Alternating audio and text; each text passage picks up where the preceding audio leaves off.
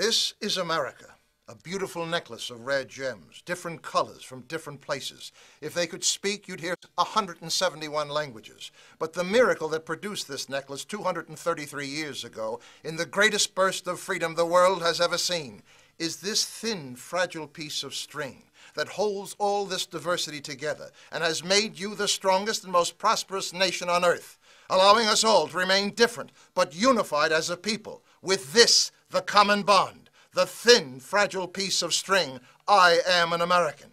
The enemy within condemns this belief by shouting our differences are our strength. Yes, but only if you continue to be united behind one country, one culture, one language, one rule of law. There is no unity in a pluralistic society unless there is a common bond you all support. You cannot unite around differences. If this common bond is broken by any means, then there can be no common sense, because common history, common values, and common law no longer exist, and you've lost the United States of America, regardless of what state the economy is in. Now, the enemy within say you must destroy American sovereignty, open your borders, and become an international halfway house for the rest of the world, all paid for, of course, by you, which you can no longer now afford. Global democracy, global economy, global governance, lumping all human beings into a homogeneous mankind that does not now nor ever has existed in reality. Convincing you that nationalism and pride in country is extremism. Engage the world, yes, but never surrender your independence to it.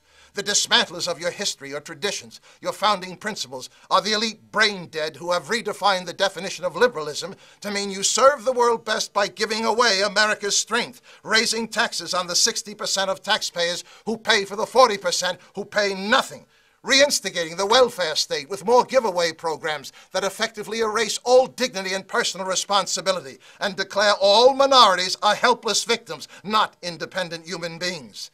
They've rewritten American history and have already brainwashed 2 generations of your children, taught to blame America first, to criticize before understanding the generosity and nobility of their own history. What you teach in your schools today becomes government policy tomorrow. How can you expect young people to appreciate their country when they've been taught a putrid lie by these dismantlers, that America is the cause of all evil in the world? The dismantlers are the enemy, but not the problem. Then what or who is breaking our common bond? If you're the one who says our children are our future, but do nothing to stop the shameful disparity of quality of education between suburban schools and inner city schools, with 50% of black and brown children dropping out, becoming drug addicts, alcoholics, unemployable, with an 80% possibility of being a burden to society the rest of their lives, then you are the problem. If you are not on the phone, in the school board meetings demanding excellence, but instead are pleading for a breakdown of the common bond with more bilingual education, costing the taxpayer billions of dollars and doing nothing to hasten assimilation, then you are breaking the common bond. Billions of dollars you can no longer afford.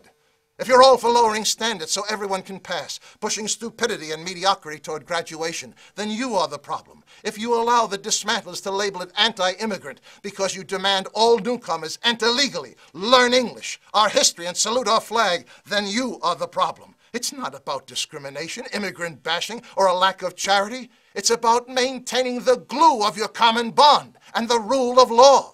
If you don't rise up and throw out your insane mayors and hypocritical bishops who declare sanctuary cities for lawbreakers, inviting more lawbreakers to come and drink at the well of the taxpayers' money, then you are the problem. If you're a white person who doesn't recognize the effects of slavery and years of welfare dependence have adversely affected black people, then you are the problem. If you're a black person who calls all criticism racist and halt all intelligent discussion, then you are the problem.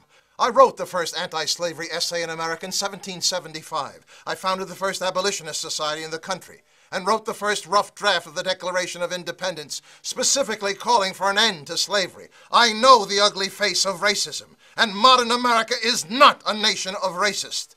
Opportunity and anti-discrimination laws have leveled the playing field.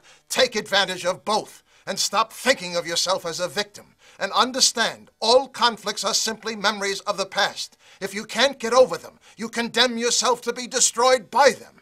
It's time to put away the race cards and unite behind the common bond. It's the strength without which there is no America.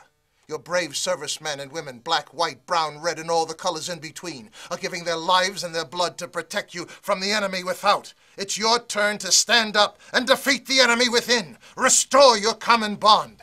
There have been 10 generations of Americans since this nation was founded. Each left this country in a little better condition than when they inherited it from their parents. Yours is the first generation at risk of doing the opposite. Let that not be your epitaph. When America was being torn apart by the dividers and the dismantlers, the silent majority stood by and did nothing. Join the Second American Revolution and fight for the common bond. It's your first and last best hope to preserve the life of America. My name is Thomas Paine. Yes, these are the times that try men's souls. The summer soldier and the sunshine patriot will, in this crisis, shrink from the service of their country. May you never be numbered among those cowards. Take back America now.